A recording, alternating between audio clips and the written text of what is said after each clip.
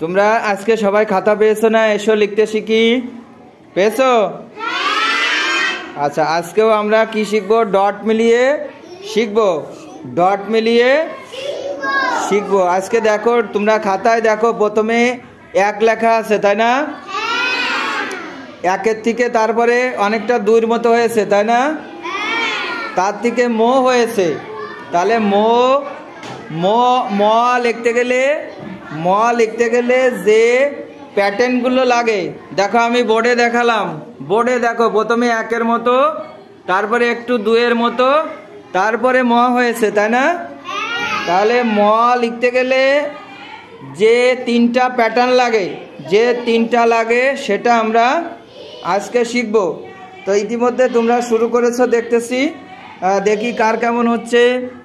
হ্যাঁ, সবারই ভালো হচ্ছে। লেখো লেখো লেখো লেখো। হ্যাঁ, তুমি সোজায় বসো। হ্যাঁ, সবারই ভালো হচ্ছে, লেখো। হ্যাঁ, লেখো, সবাই ভালো হচ্ছে, লেখো। হ্যাঁ, তাহলে তিনটা প্যাটার্ন আছে, তাই না? সোজায় বসো, তুমি সোজায় বসো। হ্যাঁ, লেখো। হ্যাঁ, সবারই ভালো হচ্ছে, লেখো। প্রত্যেকেরই ভালো হচ্ছে, সবাই লেখো।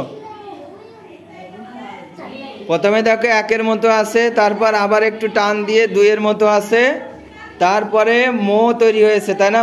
মর যে আকৃতি, সে মোর আকৃতিটা তৈরি হয়েছে। আর লাস্টে এসে কি আছে? আগে মাত্রা দেওয়া আছে, তাই না?